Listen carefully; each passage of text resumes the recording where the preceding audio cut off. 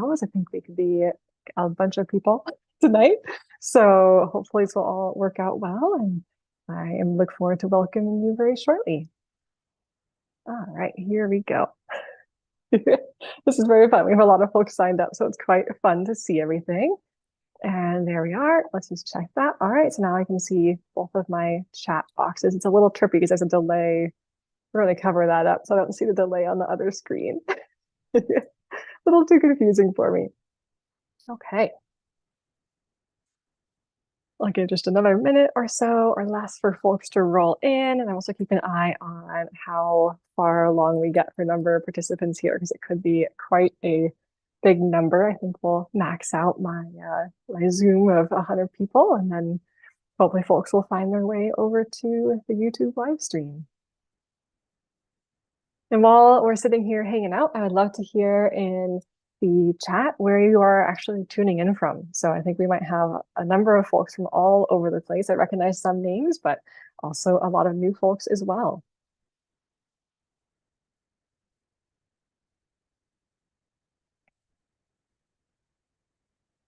Oh my gosh, we have all over the United States, Alaska, BC, Colorado, LaConner, Anchorage. I don't even know who's the farthest away anymore. Oh, this is so fun. You all are from all over. Oh, this is great. What fun. Boston, Phoenix, South Lake Tahoe. That's so neat.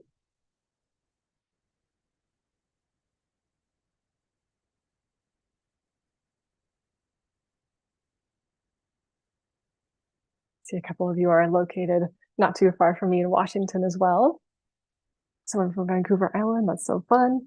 All right, well, it is 6:01, so I think it's time to get rolling. And first of all, I just want to say hello and thank you for being here. It is so fun and such an honor to have so many folks interested in learning to paint snowy trees with me. It's become a favorite thing to paint. They're just so exciting and interesting and have different textures and personalities. So I can't wait to share my favorite techniques with you. And it's also super fun to recognize a bunch of your names from my other classes and also my ongoing series of classes called the Adventure Art Academy.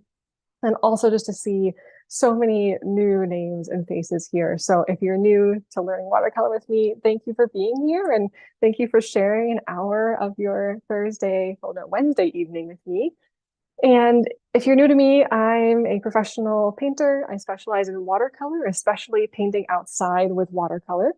And underneath that umbrella, I sell my work, and then I'm also a writer, and I work in some science communication spaces as well. So I also make maps and a bunch of other creative endeavors, but far and above getting to teach all of you, especially teach how to paint these beautiful landscapes that I'm so lucky to live in and explore, is by far my favorite thing. And it's just an honor to be here. So I'm going to turn my camera around so we can get rolling. So if you haven't already, go ahead and get the materials that you will need. You'll need a cup for water, some paint, some paper. I'm looking around and I have literally everything I could possibly need except for a cup for water. So I'm going to grab one of those for myself, and then we can go ahead and get started. It'll take just a moment here for me to get my camera turned around.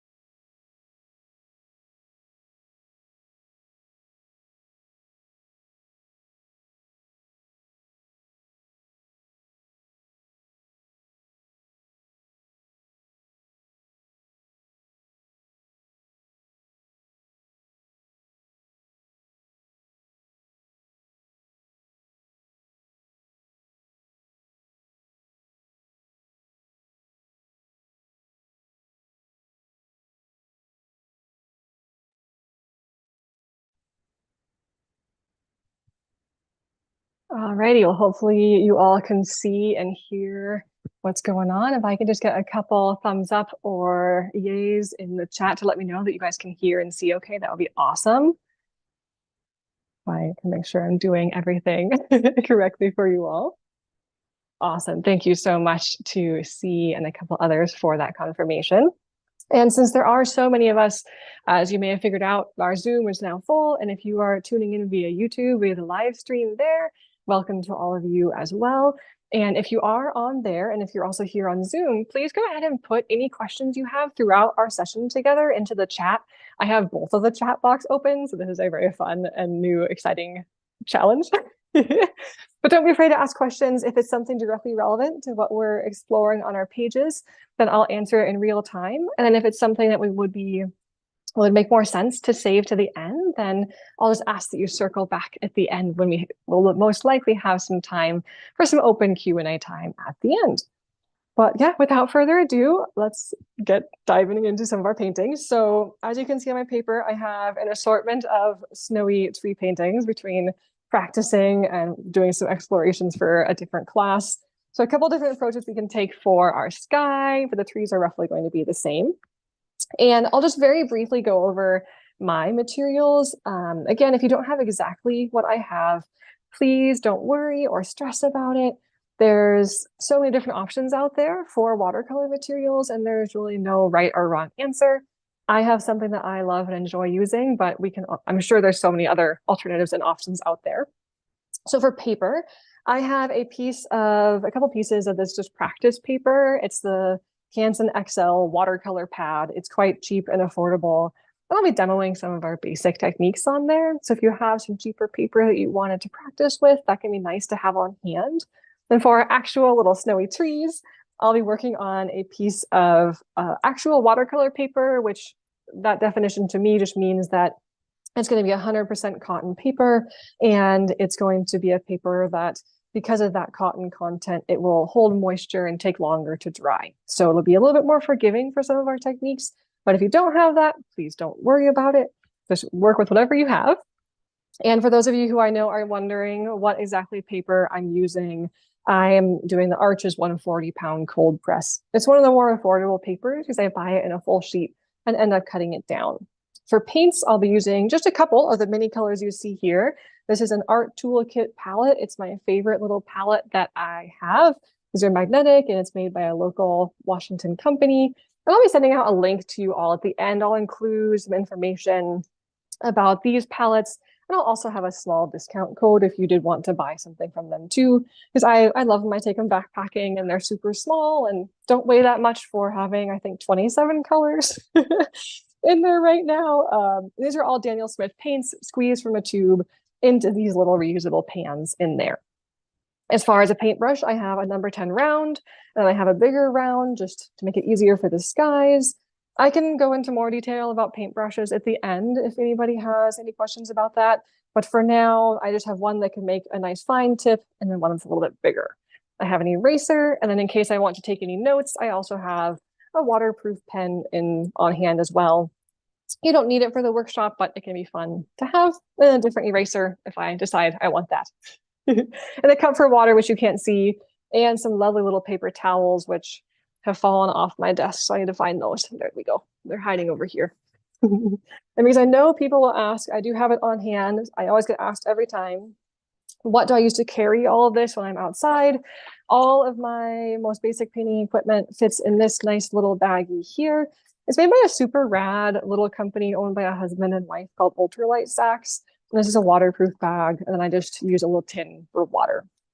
And I like it because it keeps my paints contained and separate from all of the rest of my stuff, because sometimes I am not very good about putting my equipment away perfectly clean and dry.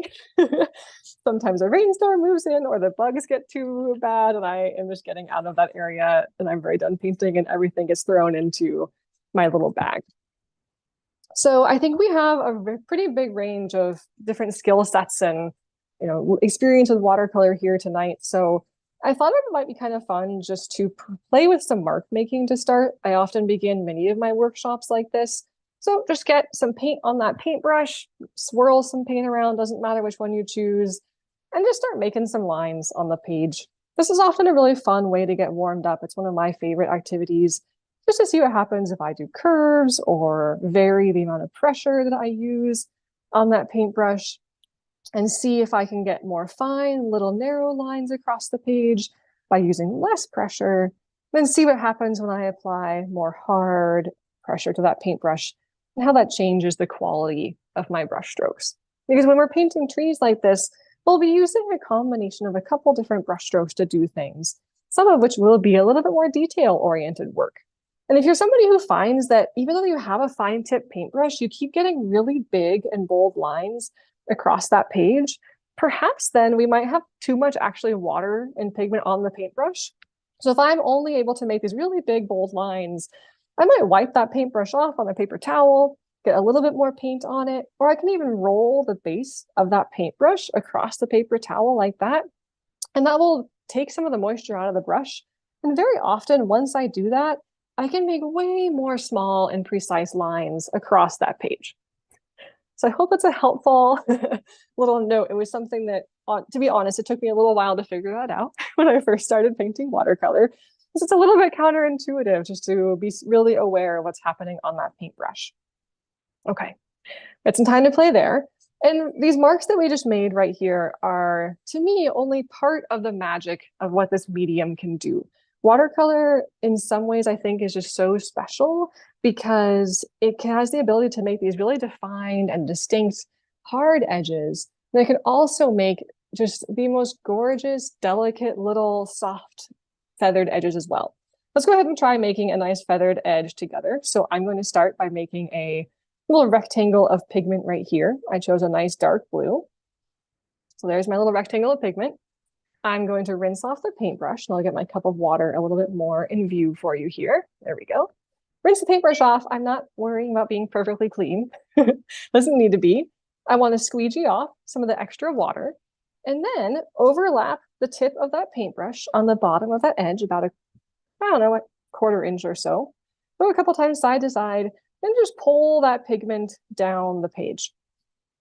And just do one pass at it, depending on the paper we're using and how much water we had. We might get a nice smooth-ish gradient, or we might get a very not smooth gradient.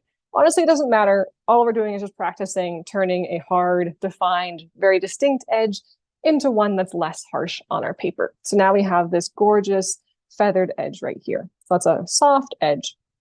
And I'll use the term soft edge or feathered edge or faded edge somewhat interchangeably to describe those different things. Okay, and let's go ahead and try that again. But this time, I want to see what happens if I do it a little bit differently. Maybe I want an area with not quite so much regularity, or I don't want to use as much water. So this time, I'm going to apply a little area of pigment, like a little triangle over here on the left hand, or just a little swatch again over here. So somewhere on the page, rinse the paintbrush off, squeegee off the extra again. But this time, I'm going to actually wipe the paintbrush a couple times on the paper towel. So this time I'll get less movement of the water and pigment across the page because my paintbrush just isn't as wet. So this time, again, overlap it. I'm going to try having my paintbrush at a different angle just for fun. And I can go side to side and then bring that color outward a little bit from that corner area. And I may end up with a smooth gradient again, or I may end up with some of this interesting, it's called skipping across the page, where my brush is dry enough that it actually dances or skips across the texture of the paper and leaves behind this interesting textured effect. And we'll use that for our snow. And I actually have used that in many of my paintings to give the impression of snow. It's a really beautiful shorthand for that texture.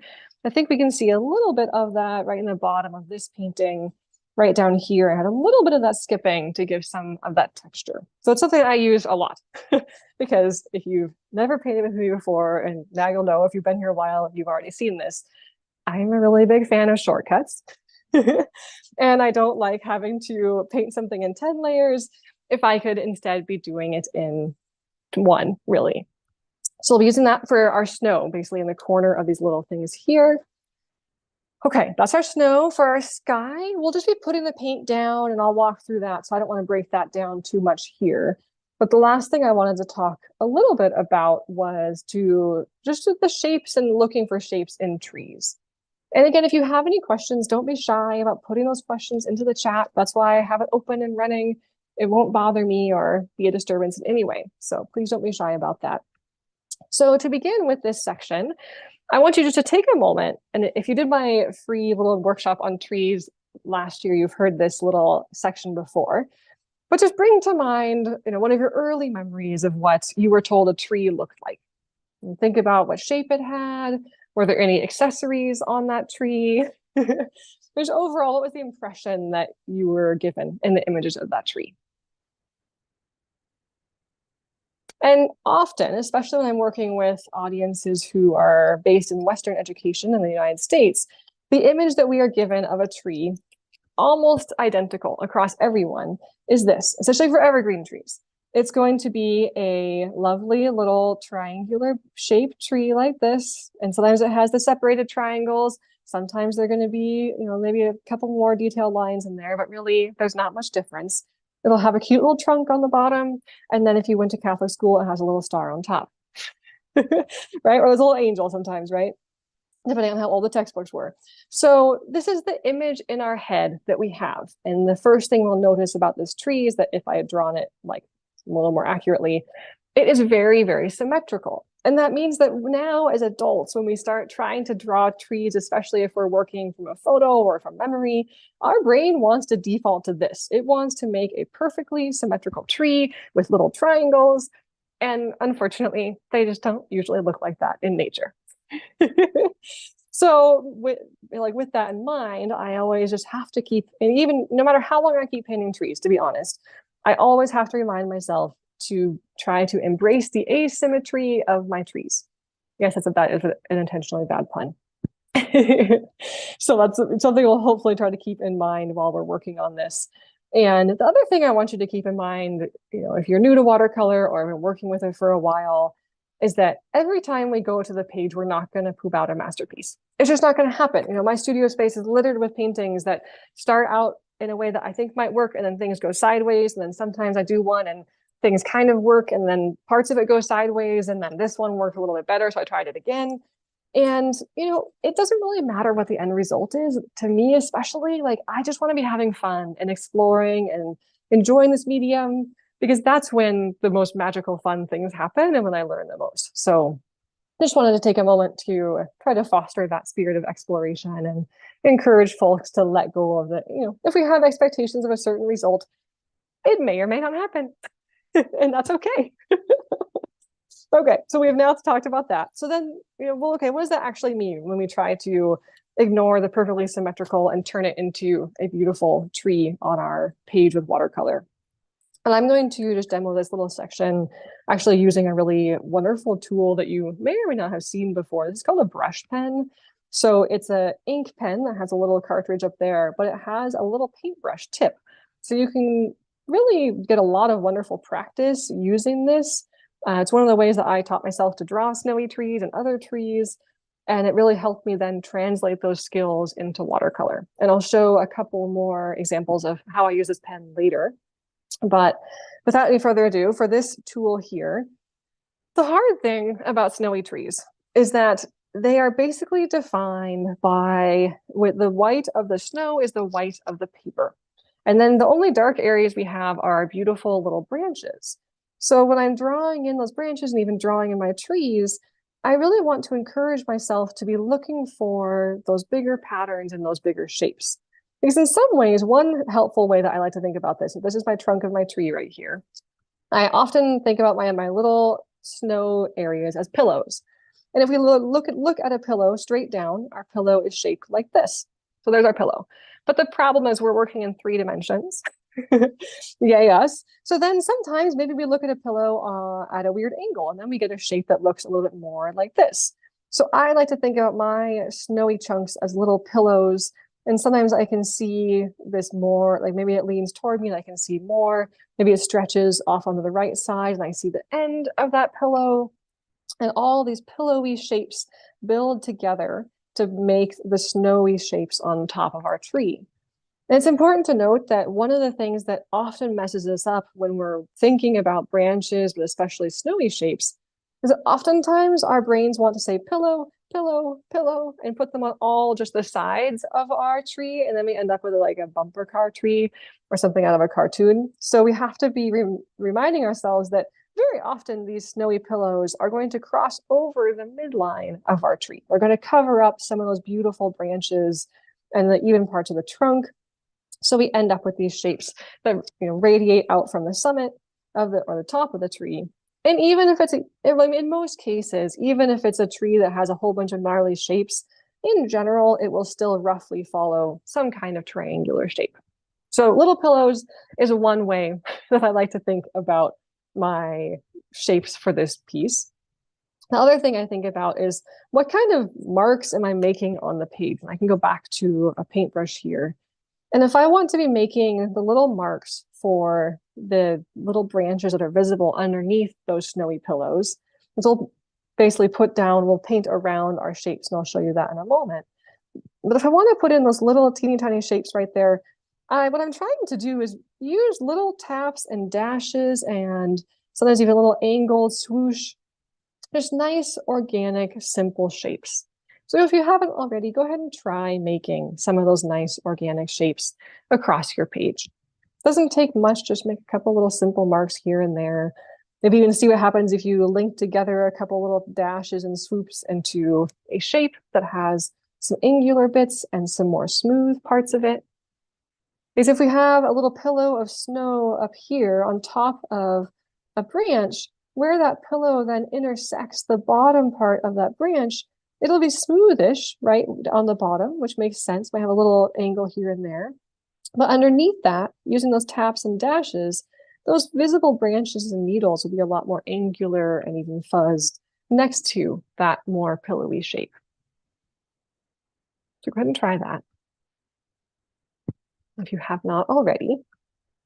And while you're trying that, I'm going to draw a little rectangle on my page so we can practice one of the other big ideas of how we can think about trees.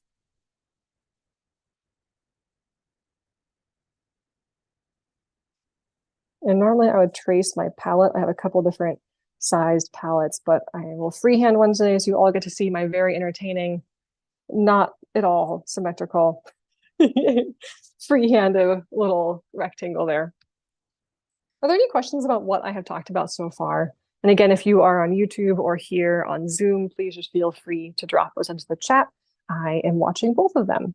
The benefit of having a really nice, huge screen next to me for my computer is that I can have many different things open, which is delightful.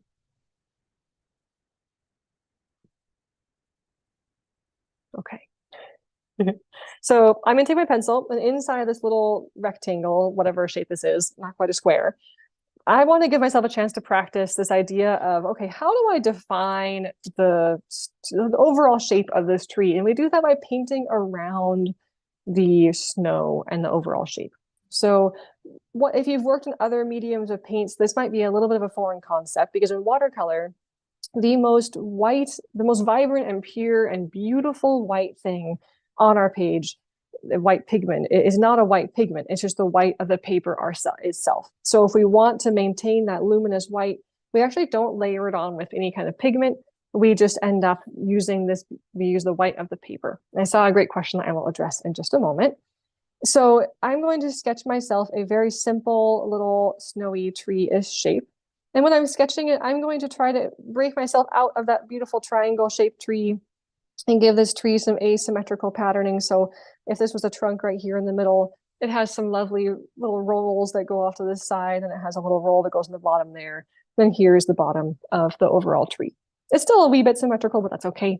Sometimes they are, and that's okay. So then if we imagine this is our sketch, to start, I'm not even going to worry about the branches. The branches will come on later, and I might not even sketch them on there if I can help it. I'll just look at my reference image for that.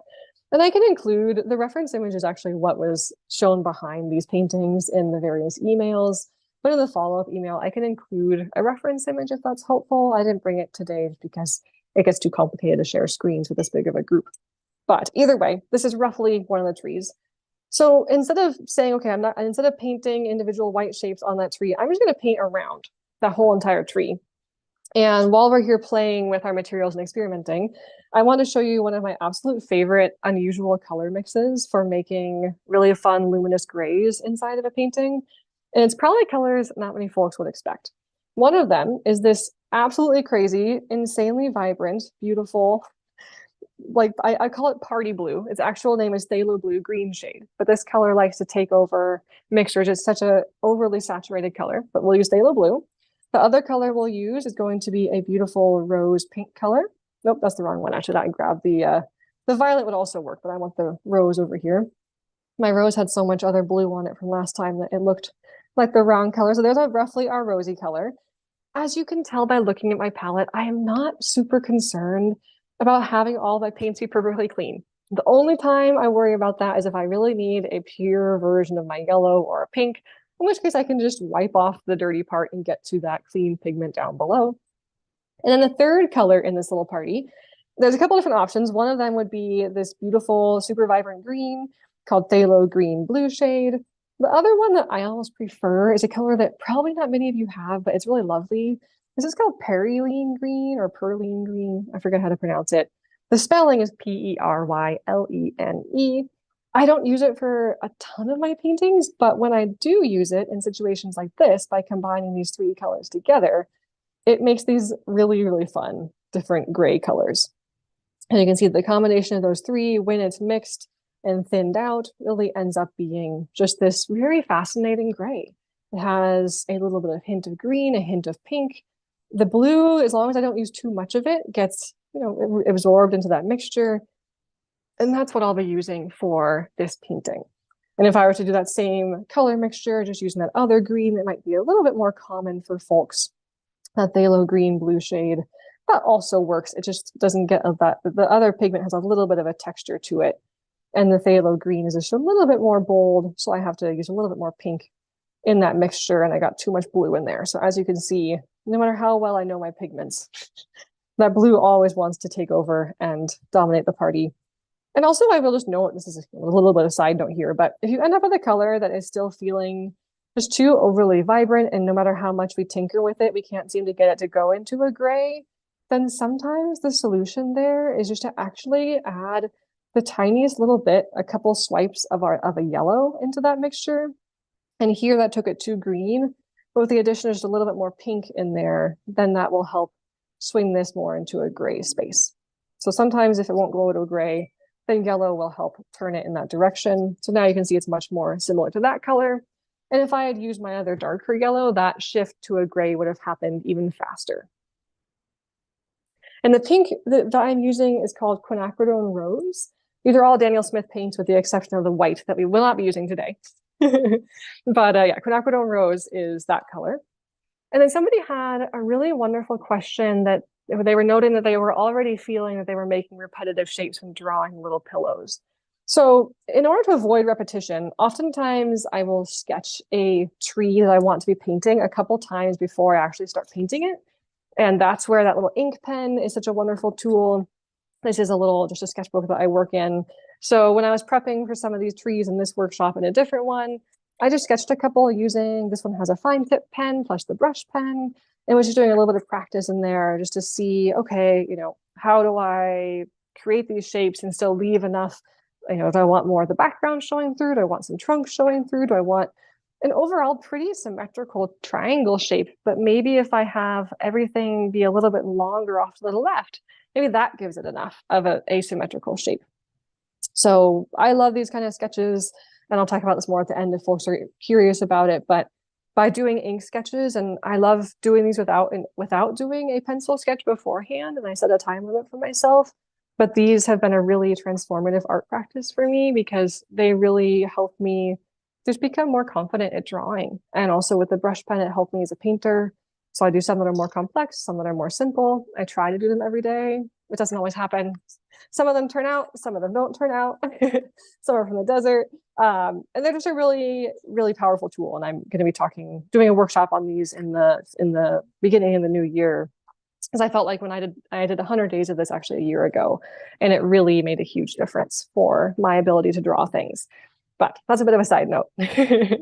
So back to the question of asymmetry. So after practicing it a little bit, then when I'm looking at my tree and when I'm sketching it, I might just exaggerate the asymmetrical properties the tiniest bit. So maybe in my real tree, I do have two blobs at the top that are quite similar in shape. Then maybe when I come to sketch them, I will, maybe I'll cut one out altogether or I'll make it bigger than what it was before, or I'll make it more rounded.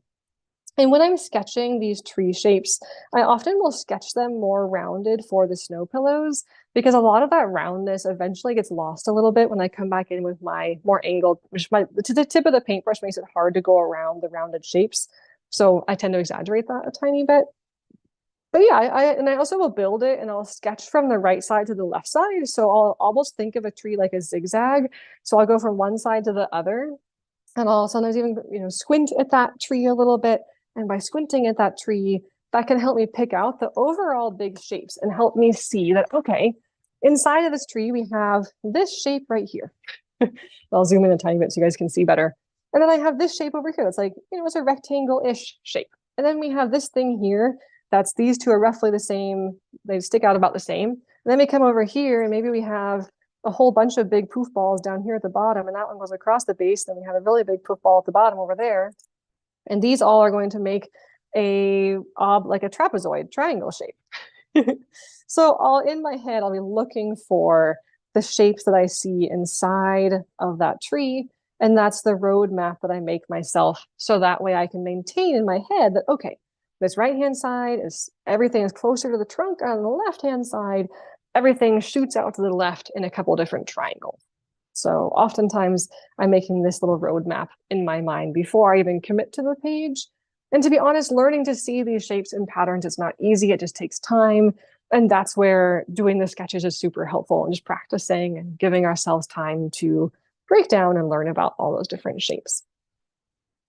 Okay, I think we're ready to start painting. What do you guys think? Any questions about that information before we dive into our painting? I'm going to slowly transition my materials here while you all think of any questions if you have them. I'm working on not quite a 5x7 piece of paper. I originally practiced this on 5x7s or somewhat akin to that shape. And for the demo today, I'm just using I think a 6x8, which is roughly proportional-ish to the 5x7. Just the bigger size shows up better on the recording. So just use whatever size you have that you think will work the best for you. There we go. It's a little better. Turn my light up a little bit. Okay.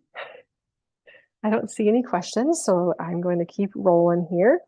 And as you can see, one of our trees here, and I've painted this 3 different times. This was the first time, and there is some symmetry to those shapes. If you were to draw those little triangles on there, there would be some mirroring across the center line of the tree, and that's totally fine, right? The main thing is that even if our branches are somewhat symmetrical, as long as we have some shapes that don't go perfectly mirroring each other side to side, then it will usually turn out okay.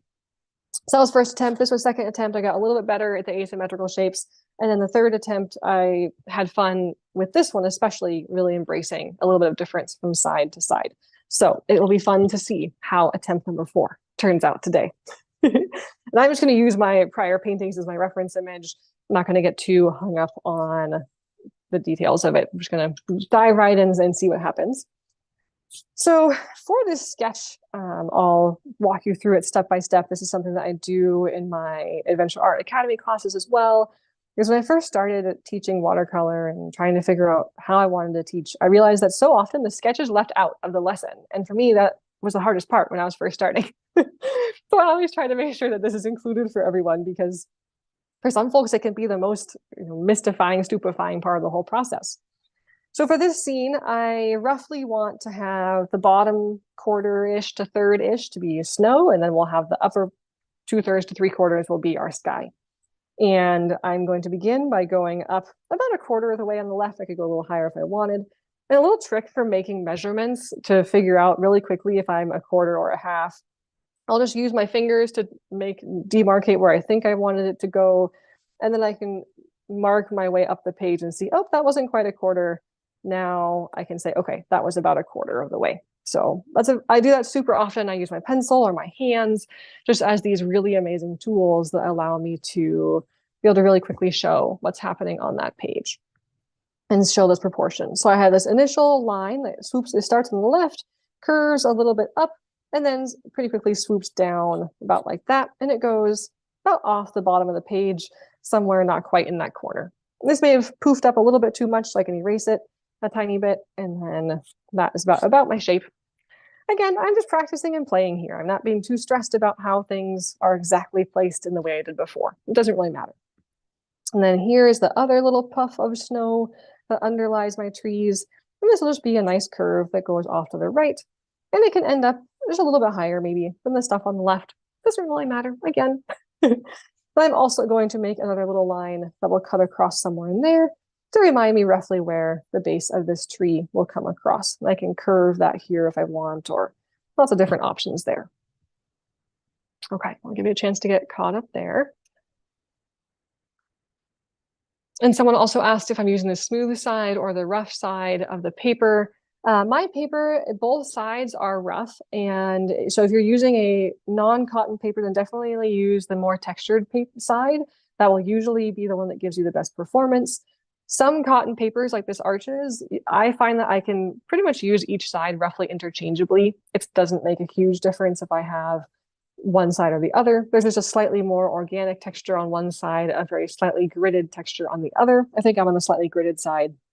Some papers I've used, like that practice paper, it's really important that I have the correct side facing up, just because the way the papers like this work is they apply a chemical compound that's often proprietary for the different brands called sizing, and they apply that to the paper. And on cheaper papers, it's often applied to one side only. So if you were to use the back side of the paper, it not only will have a smooth, hard to deal with texture, but it also just won't hold the pigment very well. The more expensive papers will often have that chemical mixture applied more evenly, usually throughout it. But again, some behave differently. Okay, little side note. I love talking about materials and nerding out on them, so I can get totally down that rabbit hole. But next up, I'm going to say, okay, here I'm going to put in my little trunk for my tree. This is going to, let's see if that's roughly where I want it. I mean, a little bit more toward the right. And I think you guys can see my lines. Let me know if I need to go a tiny bit darker. I always have to remind myself to go darker for my lines.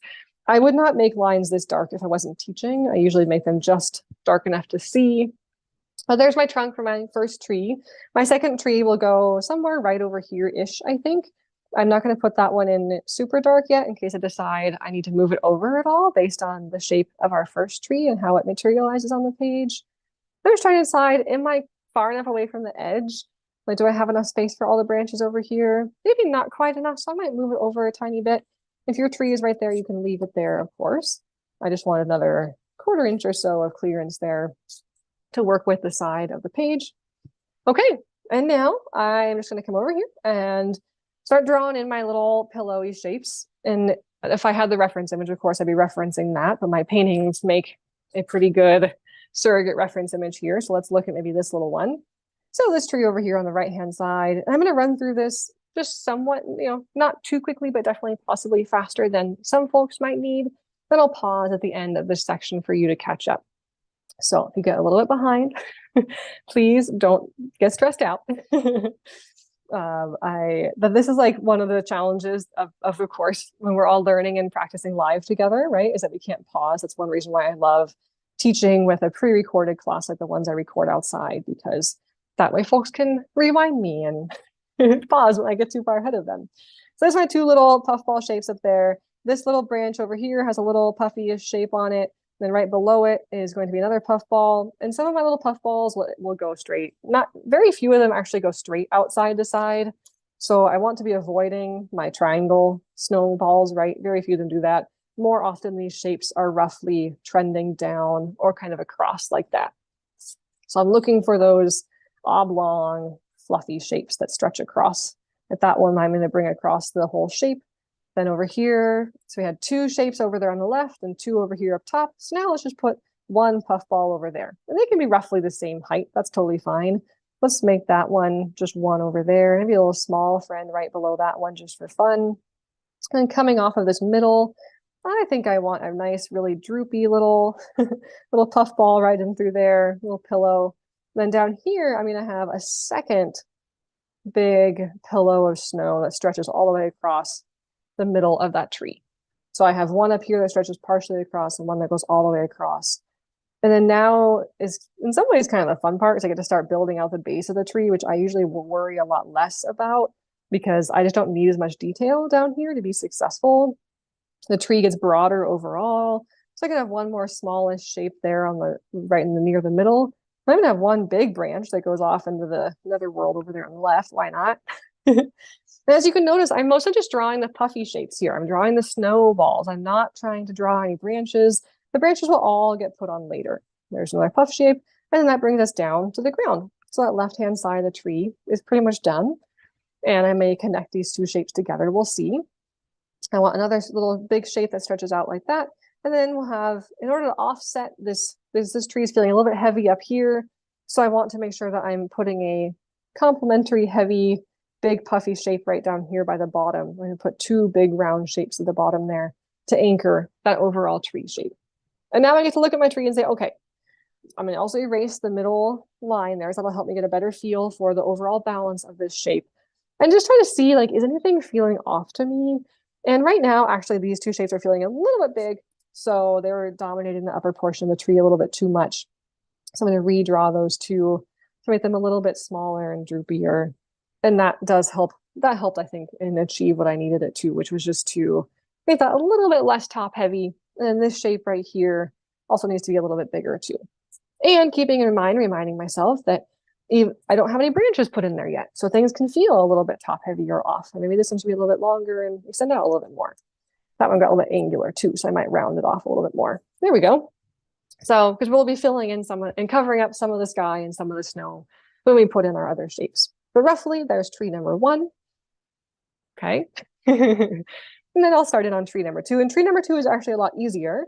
It has a little triangle of snow pillow up there, has this funky little angled snow pillow there, a nice angled-ish snow pillow there. And these are the top roughly, again, just go side to side. So one side of the tree to the other. And then once I hit about this third of the way down mark, that's when I can start to get bolder in my application of my snow pillows. I can have ones maybe that stack on top of each other.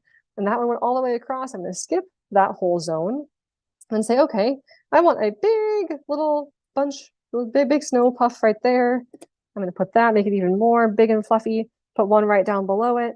And then we pretty much connect with the bottom of the tree. And so far, I think I also need a beautiful, I'm going to have this whole shape actually extend all the way across. So we have a huge, lovely, giant snow puff skirt across the right-hand side, and then also a little tiny one right there.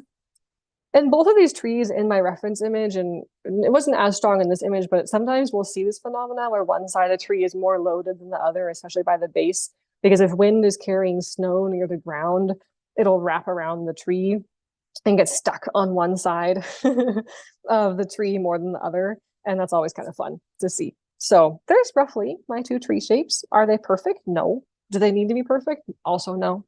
The main thing is I have 2 shapes comprised of roughly puffballs that angle down, or pillows, or however you want to conceptualize of them. And there they are on the page. Okay. I'll give just a little bit of time for folks to catch up. And depending on the dry time of our page, we might go a tiny bit over time. I think we'll be just about right, but just so you know, I'll try to keep us right on the hour. But if I go a little bit over, it doesn't bother me, and hopefully it'll be okay for you as well.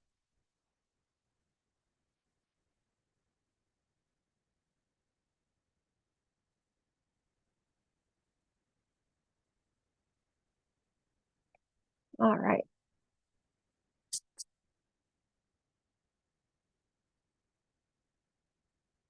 Any questions while I'm giving? I can take one question here if folks are, as I give some folks time to catch up.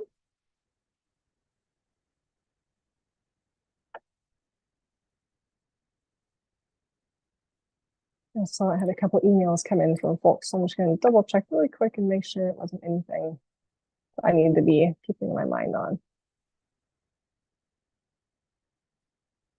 Oh, somebody missed my note about going into our YouTube overflow. Well, that's okay. I tried to put it in many places. Looks like a lot of you found the YouTube room, so I'm glad that you did. Awesome. Okay. Let me bring back up my Zoom panel. So hopefully you are somewhat caught up with where we are on our little page and sketch here. And now I'm going to switch back to that paintbrush, and now we get to start painting. And if I want to use my bigger paintbrush here, I can. Just got to locate it. There it is on my desk. And my water is no longer white anymore. That's totally fine. And I'm just not going to worry. I'm going to bring the paint right up to the edges, not worry about it going over the edge and that kind of thing. So no problem there. And for this color, again, I'm going to use that same mixture I was demoing. I have some leftover color in the palette. I'm just going to smear that into the mixture as well. If you are in a climate that is super arid, like somewhere in Utah or Arizona, and you just know your paints might dry faster, you can always pre-wet a lot of this sky area if you would like. I don't need to here, but I'm also going to turn my painting upside down actually, because that will help me be able to bring my paintbrush next to those shapes with a little bit more control. So to begin, I'm just going to mix up my color here, and just for fun, I'm going to show that nice, interesting combination of colors to make the gray. But again, if you just have a single pigment, just use a single pigment and then you can play with that. You can totally just do that. Just use that single color at 50% or less concentration for the sky area that we're working in right now. And someone asked about erasing my pencil lines. You totally can. I mean, I often will do lighter color than this for my pencil lines when I'm painting for myself, when it doesn't have to show up on a screen. But if you are, honestly, I don't really worry about it. Some people hate pencil lines. I don't really worry about it. They don't really bother me that much. Some people really get bothered about them, but I just try to see them as a record of my sketch and my initial observations of place. And as you might notice, when I'm putting this color onto my page, I'm doing it pretty big and bold, and my color is a little bit dark to start. So I changed tactics and switched to a little bit lighter by adding some more water in there. And I'm just trying to cover the whole area with a nice light pigment, nothing too dark to start out. So there we go, just covering the whole thing. And I'm trying to do a lot of mostly up and down brush strokes, so vertical brush strokes, because those vertical brush strokes are going to be what will give me just the most nice impression of maybe some shapes happening in the background. That could be trees or something like that. And as I'm working across this page, if I didn't pre-wet anything, I'm going to have to come in and put my detail into my trees. So anywhere that I have an edge, like right here, that's near those more acute shapes, I'm adding, you'll probably can see, some more pigment and water right along those edges. So that will keep those from drying. So then when I come back in with my other paintbrush, and I'm not worrying about having blooms and weird patternings, I'm just embracing all of that. That will be interesting parts of my overall sketch. So that'll just it'll add to the atmosphere and feeling. So then using my paintbrush right here, I am just going to start as quickly as I can, contouring around all of my beautiful little snow puff balls. I do not need to be perfect here. Very often my shapes will end up looking slightly more angular, just because when I go quick like this, I'm not really being as precise as I could be otherwise. And that is totally fine. It does not matter.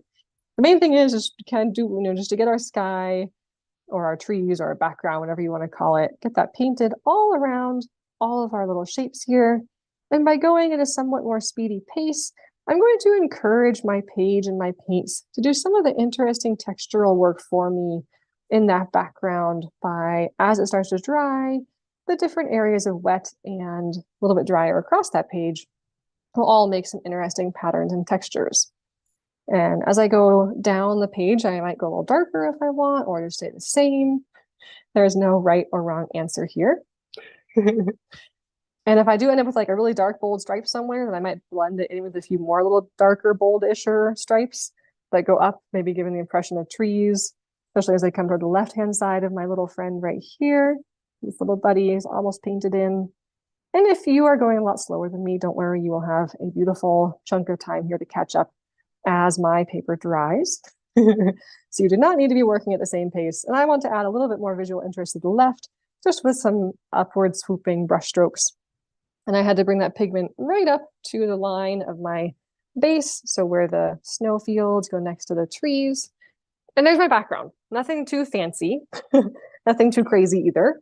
And if you're looking at your page and you can see that it's still somewhat shiny-ish in some places, if you would like to give the impression of snow, and I'm going to bring all my little painting friends out of the way, we need our page to, so it's like if it's full shiny and you lift the page and you can see pigment and water running across that page and moving a ton, then this next thing won't work.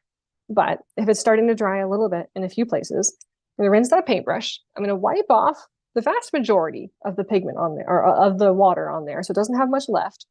So I don't want too much on there. Oh, and I already got one huge drop of water. So you can see what happens if you drop a big drop of water on there.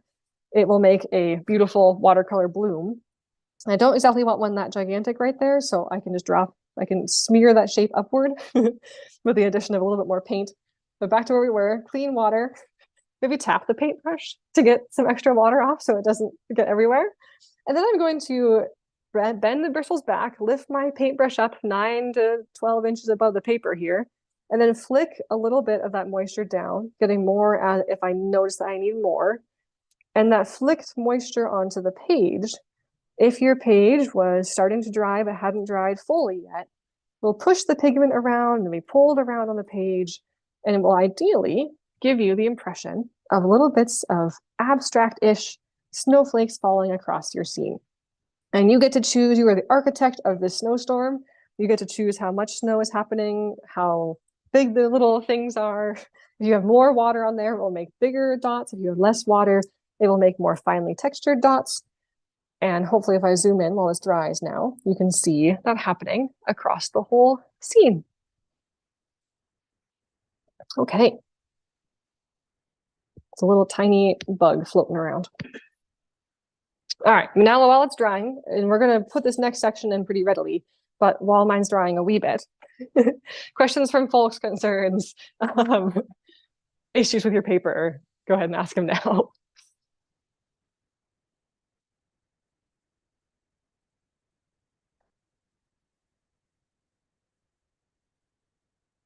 It's also a chance to give you guys a little bit of time to get caught up because I know not everybody can move across the page as fast.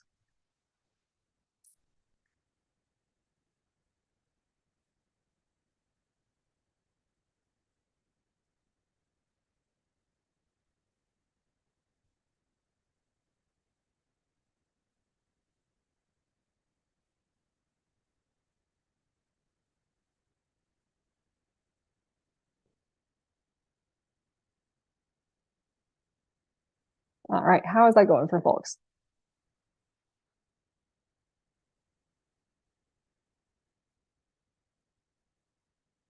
Okay, I'm open back up my couple of windows here. I was just sending that person from my email inbox over to the overflow room. It's a little late now, but they can hopefully catch the end. Yeah, I love that the little snowflake flicks on the page. It's so fun. And oh yes, someone also snowflaked their whole desk. Yeah, it's a hazard. There's a reason I put my beautiful pile of paintings well and truly out of the way.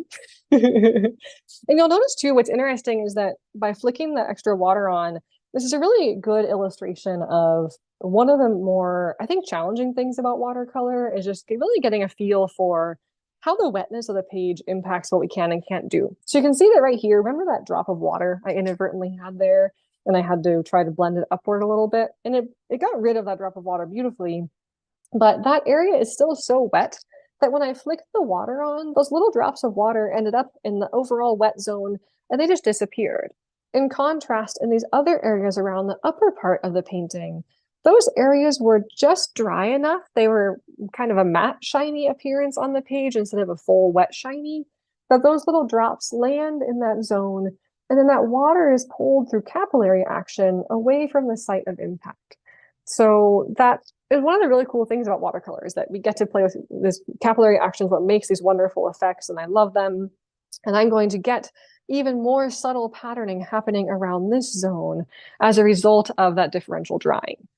And it was to be, if I show you a painting from a couple days ago, you can see how this really had a whole bunch of that capillary movement across the page to create these ghostly tree shapes in the background. So someone asked if their painting got too dry and before they're able to flick the little shapes on. If you certainly can try, but it likely won't turn out as well, because what we're relying on here is that the pigment is being moved away from the white of the paper. So at that point, if this was fully dry, I would actually switch to using some of my white pigment if you have it. This is a white gouache, and I would load the paintbrush up with that and then flick that on it. Just also, fair warning, that will get everywhere. So make yourself a little barrier or some cardboard box to help contain the white pigment if you decide to use that. That's been my solution in the past if I wanted to add snowy effects, although I admit that I do prefer the look of this, I think, because it's a little bit more organic. And it's a little bit more in keeping with the more transparent effects of watercolor here. Okay. So while it's still wet, we're going to do something that I do a ton in my paintings, which is I can paint two areas of painting concurrently as long as they are separated by an area of dry, clean paper. Or dry, not even clean paper, just dry paper, basically. So I want to put in my subtle shadowing in my snowfield down here. And as long as I don't have this paint down here that I'm going to put in touch the sky, then those two won't be able to connect to each other and have a party. So I can be working in two spots of the painting at once, which is a trick that saves a ton of time when I'm outside, because very often I do not have the time to wait for every single thing to dry perfectly while we're working on something. So this is going to be just like we practiced in that little techniques intro. I'm going to take a little bit of my bluish color here. It's roughly the same color as the sky, maybe leaning a teeny bit more bluish. And since I know that my paper doesn't dry super fast, I can put in this color in a couple different spots across the page. If your paper is drying super fast, then just do one segment at a time. I'm going to put that in, going around my little snow pillows on the trees. Put that color in, rinse the paintbrush off, squeegee off the extra moisture there, and then just blend this color out. If I get some dry brushing effects happening, the more the merrier. And just carry that pigment out, adding more water as needed to blend it outwards. And then again, just keeping that pigment away, like right here, from that upper edge, keeping a little white border there, because that border will act like a traffic cop and keep the pigments from blending into my sky. Bring that color right up to some of those little edges there. And now we have some shadows in our snowfields. And since this is still wet over here, I want this to be a little bit darker, maybe just a teeny bit more blue. So I barely touched my paintbrush to that phthalo blue green shade. And thank goodness I tested it, because look at that color. It's just so crazy. So I will always test my paintbrush in the palette whenever I grab phthalo blue. That's even still a little bit too crazy blue in there. So I can smear that color off and lift and move some of it around. So I decrease that saturation just a little bit to make it a wee bit less prominent across the page. And I have some interesting dry brush texture there. That's kind of fun too. Maybe a little bit more of oh my goodness, look what happened. We got a moon. That was not expected. We have or an anemone. Maybe we have wintertime snow anemone that appeared in the painting. So clearly when you get going too fast and having too much fun with your painting, we run a high risk of dropping miscellaneous drops of water onto our painting. And that can happen. That is a mammoth bloom. So to try to blend that in to my painting, I am just going to come in here and turn this crazy bloom into a tree, I think. So it's going to be a nice textured tree or a couple trees in the background. Because like I said, this whole zone right here was an area that was more wet than the rest of the painting. So by inputting clean water here, I can hopefully use that wetness to my advantage and turn that big giant sea anemone bloom into some little ghostly trees that can just hang out and be little friends to this one right here. So is it a perfect rescue? Was that unexpected and definitely not what I was maybe hoping for? Definitely. But does it really matter? No. This is the joy of watercolor and the hazards of watercolor, right? Is that sometimes things go the way we want them to, and sometimes they don't. And it's okay, as long as we just, approach it with fun and don't take it too seriously, then we can still have some fun along the way. Because the absolute worst that happens is we're going to make a beautiful mess and learn some really interesting, fun things about our page and our paints and how they behave and work together on our page. Okay. We're definitely going to go a few minutes over. I think that's okay for folks. This is definitely a little bit more complex than my other free mini workshops. But either way, I need this to dry just a little bit more because I'm putting the side of my hand right along the page gently over here. And it's still quite cold to my touch. So that's telling me that even though I'm not getting pigment lifting off, if I were to try to put my dark color, it might still get pulled into that sky. So I'm going to give it just another 30 seconds to a minute for this tree to dry before I start adding my shadowing to it. Hopefully, yeah, I saw a couple of folks enjoyed seeing the inadvertent crazy watercolor bloom happening. So hopefully that was a fun chance to see just what can happen with that. As a fun illustration of that same, I'll leave this right here so you can see it. And someone said that their color dried very purple. That's totally fine. Mine dried more purple this time than last time too. And yours will just have maybe you're painting trees in Norway and you have a very low sun hugging the horizon, and it's putting a beautiful purple cast to the light that can happen sometimes at the northern latitudes. We can always find a story for our watercolors. So that same thing with that crazy watercolor bloom actually happened in this painting. This is one of my Adventure Art Academy classes from last year, and students get access to everything, so you can still see this one, but you can just see this big white shape right here. So I had started to paint my reflection, and I was being really precise with my sky and was like so excited to be painting a semi-accurate reflection of what was happening. And then all of a sudden, I did the same exact thing. I grabbed my water, hit the edge of the tin, and it just put the most giantest water droplet here. I remember thinking just like, oh my gosh, this is not working. What am I going to do? Then I realized that it was just a chance to really embrace a much more loose approach to the entire reflection. This ended up being my favorite painting from that entire residency and one of my favorite paintings for the entire year, because it really was an eye-opening moment to realize how little I needed to make a reflection feel like a reflection. And I think it feels even better, and it feels even more like the place because of all the unusual textures. Because it got so cold at night when I was there that the lake was starting to freeze a little bit on the surface. Now there's really interesting, cool textures. And by happy accident and mistake, and then learning and working with that mistake, and then getting to share it with students who was super fun, I ended up with something that really reflected that experience. And I thought that was really fun. Okay. Are we roughly ready to continue moving on? If you aren't, then just let your paper to continue to dry. That's totally fine. What I think is interesting too is that in this inadvertent ghostly tree happening in the background, because there was so much extra water, it might be hard to see, but we actually are getting some separation of the pigments based on particle size. So a bunch of the pink is, or just the particle weight basically. So a bunch of the pink you can see has been left behind, and those really teeny tiny fine particles of the phthalo greens, those have been carried out to the edge. And there's also a slight sandy texture inside of there where that extra water helps suspend that more granular perylene green and then it helped it settle into the paper. So we got some granulation effects there, which is a fun little side note. But like I want to do a whole just hangout and demo of thinking about granulating versus non-granulating paints, because they really change how a painting turns out. So now we get to dive into our lovely little branches. And since this is the last part of our painting, I'll walk you through, obviously, how I approach it part by part. But then if I get ahead of you, as usual, just don't worry about it. You can, since we're at the end and we'll have some Q&A time, you'll have plenty of time to catch up. And of course, the recording. So do not stress yourself.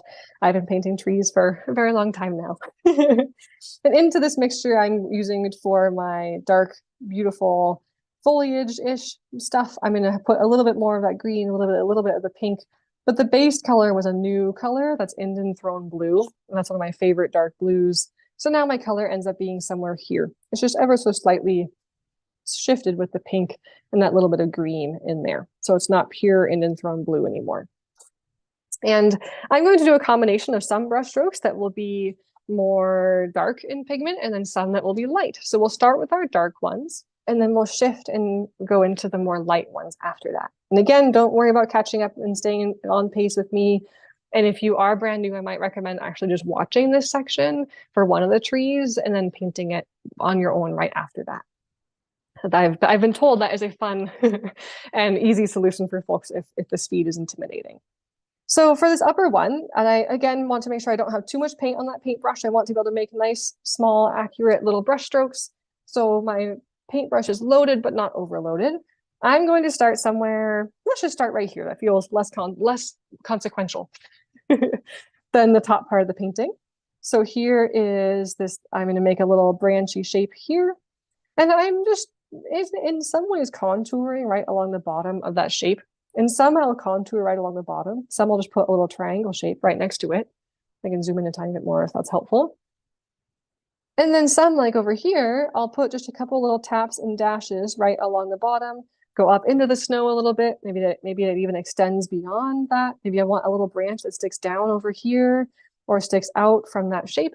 there's so many different ways that we can play with our lines here. But the main thing is that I'm just trying to really conscientiously avoid doing the same exact shape over and over again. I want a little bit of my foliage showing through on that side. Next to the trunk would be there. And look at that, we're starting to paint a tree. Here, I want to have some of my branchy shape actually go into the middle of the tree and then stick out from there. And I liked how I did this tree. Where are all my little trees again? We're little friends. Here we go. I liked how I did this one last time. So I'm going to bring out that painting so I can look at that. So we have that. And then at times too, I can bring my dark shapes across the middle of the tree as well. It doesn't have to be just the light puffballs that go across. But I'm going to skip completely below that whole pillow puffball shape there and put in some beautiful bits of foliage right here. And I'm not covering every single area that I know I'm going to want foliage on, because I want to leave some areas where I will come back in and put some lighter areas of foliage or shadow as well, which is somewhat counter to how many artists approach watercolor. They go from just the lightest layers to their darkest. When I'm painting outside, I realize that that works, but it's not always the most efficient. Sometimes by going right into the darkest value, that saves me a lot of time. And I can then take 2 steps back from that and put the shadows in, and I already have my darkest darks to help me guide the rest of the painting. So now here, I want to have this, I'm going to put like a little S-shape-ish thing right there. I think I want to have a little bit of branches going like that. I forgot about this shape. I'm going to put just a tiny little branch there, not much. That's one of the ways to reinforce a feeling of asymmetry, is to have not the same amount of darkness for the foliage on either side.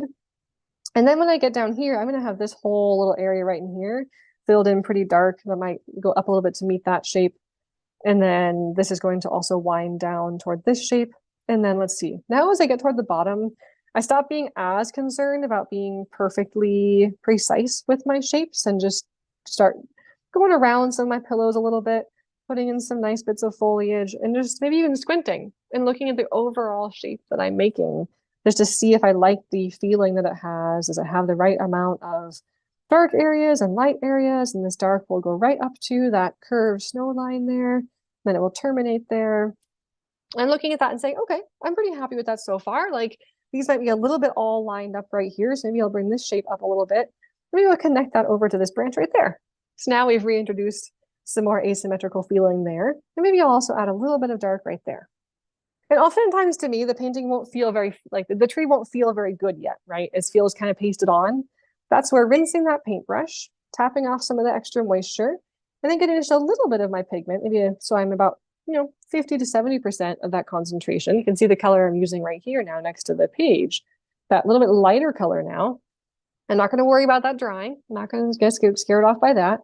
Should it come right in here with a little bit lighter color and start adding in some shading or just the impressions of other foliage here.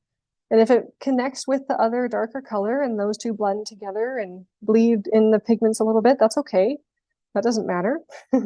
I'll just add some extra little bits of visual interest. I might even want to lighten that color up just a tiny bit. So I might get some clean water and blend a little bit of that in. And I'll just work my way then back up the tree, putting little bits of this slightly darker or slightly lighter shadow color into a couple places. But again, not everywhere, because I don't want to get that symmetry happening in every place. Just enough places to help anchor and ground that darker stuff I did into my tree, and maybe even a little bit more there, and a little bit more over there. And I think that tree is done. So hopefully you can see, maybe one more thing I noticed. This little friend here needed a little bit of poof, a little bit of shading on the end of that, just to make it feel more ingrained and not quite the only singularly white puffball. But to me, that tree didn't really feel organic and very three-dimensional until I added, and until I went back in with that more gentle layer of blue. And that really helps anchor those two colors together. Okay, I'm going to keep rolling right on my next tree. And then again, you'll have time to catch up, because I'll stick around for some extra if you guys have questions. So now for my next little tree, this one will be easier. It has less of the dark areas and less confusing stuff to work with. So I can just put a nice little triangle-ish shape up top. And then I have some little dark branches that anchor off of that shape that stick down and out to the right. Coming through this whole shape right here, I want to have, that's not quite, that's very, very blue. I want to add just a little bit of green into that so it isn't quite so purely blue. This shape is going to wind its way all the way to the left, and I can cover up some of that weird blooming that happened over there if I want. And then this is where things get really fun. I have a tiny bit of my foliage right there. And then we're going to skip all the way down here. And I'm going to put some of that beautiful darker pigment right across the bottom here, right in there. And then this is also going to lean out toward the left, use a tiny bit more water on that paintbrush. And I want to connect these two shapes a little bit together and then just have a nice big dark blob-ish right here. So I have dark over on the right, dark on the left, and then this big dark area on the full left side of the tree. And maybe just a tiny bit of dark right in the middle there and right at the bottom. And that's going to be the anchor for our dark shapes on that one. And like I said, I like that because it's really just a combination of shapes loosely connected together that gives this one all of its personality. And I might put a tiny bit of dark right in here, but not too much. I don't want to overdo it. I'm liking how that tree is feeling. So I'll take the same approach. Again, that does not need to be dry all the way. Rinse the paintbrush, dilute down my color. So this is even below 50% concentration.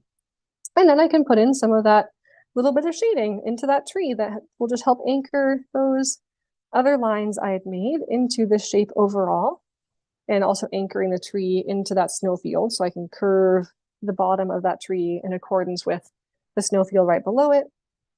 And then just a couple more little small areas. I might even contour around the edge of that little, I really like that little curved line that just contours that whole snow pillow there.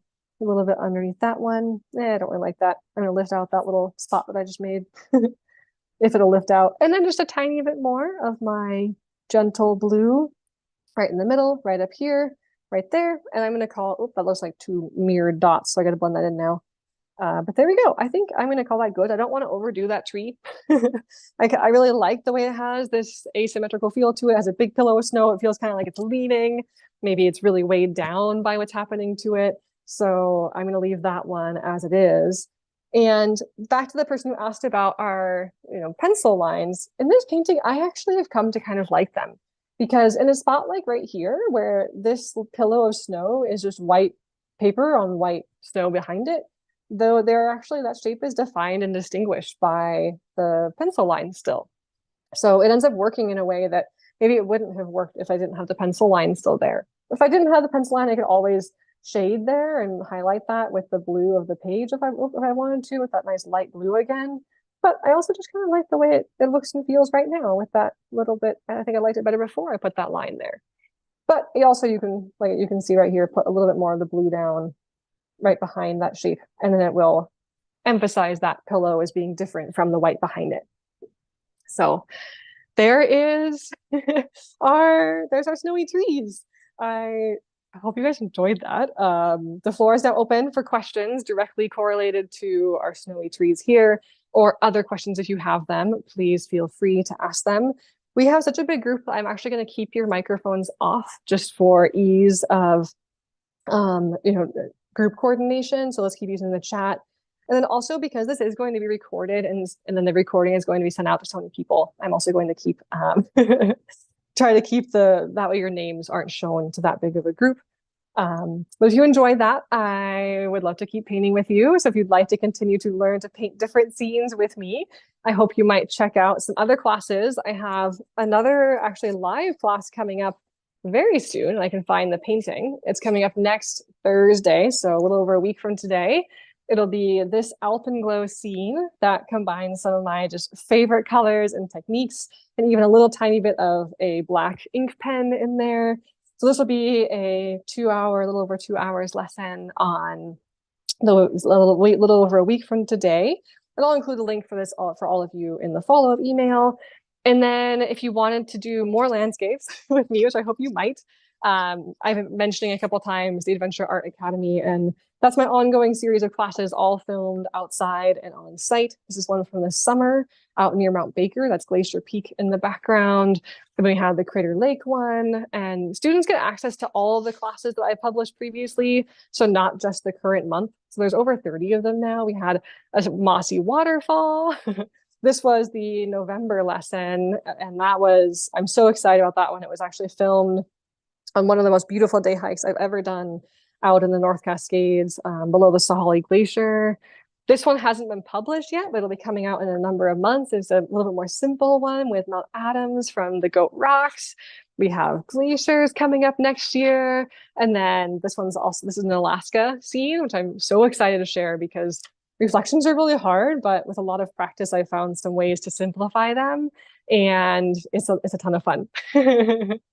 So yeah, hopefully if you're interested, I can send you some more info, and I hope to see you in another class soon. Oh, and Jasmine asked a really nice question. If there's a place that you could donate for the class today. I hadn't even thought about that, Jasmine. I can certainly set something up, or if you want to just subscribe to the Adventure Art Academy for a month. I keep the doors open to those classes all year, and they cost around $25 a month.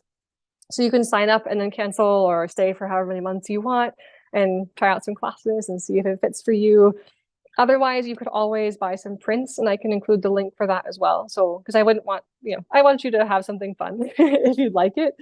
I offer the free classes because I have so many amazing students that make, my life possible and make my explorations possible. And this is one way that I get to say thank you to all of you and get to meet new people, and it's so fun. And it's like a little gift, right? To be able to share the things that make me happiest, and painting is definitely a big joy in my life. And this is the kind of class that I wish I had had when I was starting out, was something that was accessible and fun. And I just now feel grateful that I'm in a place where I can share that with other people. And I'll send you guys all that info in a follow-up email with more links and whatnot for both those upcoming classes. And also, I'll make sure you get the info for this one. These extra classes, like this Alpenglow class, they're free for Adventure Art Academy students. So this is $35 for the general public, but for students who are signed up for the monthly classes, it's $24.50 or whatever it is right now. So you get a bit of a discount. And then in the spring, I'm going to be doing a 4-part, I think, class on ink sketching, and that will also be free for Adventure Art Academy students. The class will be $120, I think, for general public, but I figured that I have so many students who have been with me for 2 to 3 years now that I really want to make this kind of content as accessible to them and others as possible. So by rolling it into the classes and making it free for current subscribing students, that's one way that I can try to do that. And I'm so excited about the ink sketching because it really made a huge difference in how I could sketch, and it's going to be so fun. So I can't wait for that. I have some students who have been asking for that class for about a year, and I can't wait to make it a reality for folks. So I'll be sure to get that info to you all as well. There's a lot of me blabbing about me being excited about teaching. Any questions before we wrap up today? I had so much fun painting with all of you. Thank you for being here. And thanks for sticking around a bit of extra. I originally wasn't going to do the techniques section in the beginning, but then when I taught a version of this for about a week ago, I realized the technique stuff was really helpful, and I got some great feedback about that. So I adjusted my curriculum for today a little bit to make that happen. And all of my classes actually have the techniques section. That's one of the things that it was thanks to feedback from students that this section evolved, because my first number of months of the Adventure Art Academy classes didn't have that. And then through conversations with students, I realized that we kind of needed a safe sandbox to try all these techniques before we put them into a painting. So that's how that came about, was just through feedback from students saying, like, can we try this? This was really hard just to dive in. So now that's a permanent part of every class. So it made the classes a half an hour longer. So they're all like 2 to 2.5 hours on average.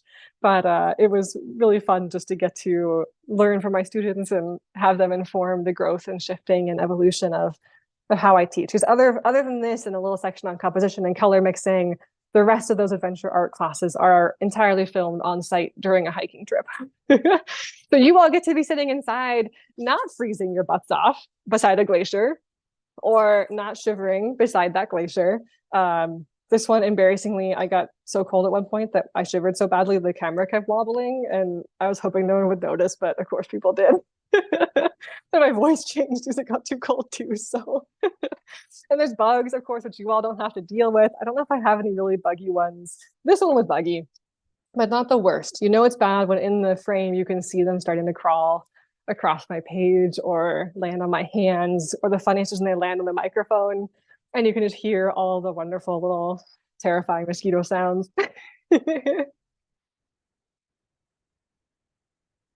Oh, so fun. Yeah, thank you. It's been so great to see, and it's been great to see some folks that I haven't seen in a while. And then if folks would like to hold their paintings up, I won't like no one else can see them because I'm going to keep myself pinned.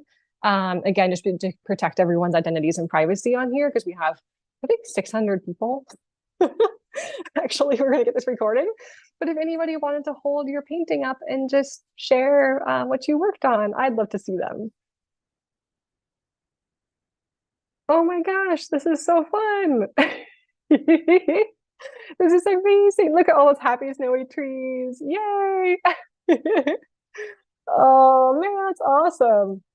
Oh my gosh, there's so many pages. Holy cow. You guys are incredible. Oh, yay. And the beautiful thing, okay, also don't forget that if you are looking at your trees and in your head, you're like, this looks terrible, go stick that painting on the wall and walk 5 feet away and then 10 feet away. And then I think you'll be amazed because so often what feels a little bit abstracted or mistakey up close can feel really beautiful far away. Aw. Well, thank you all so much for being here. I didn't see any other questions roll in. But this is the time of year. If you have questions for me, please email me. My email just for students is claire@adventureartacademy.com. And I am home. I like to procrastinate on my other projects by replying to you. During the summertime, I'm very bad at email. So if you have questions for me, please reach out. And even if you aren't, signing up for classes, feel free to reach out and ask a question. I love being a resource. So thank you all. Thanks for being here. I hope you enjoyed that. And I will hopefully see you all in a class soon. All right. Well, have a wonderful rest of your evening, everybody. Thanks for being here. Enjoy. I'm going to go ahead and shut things down for us.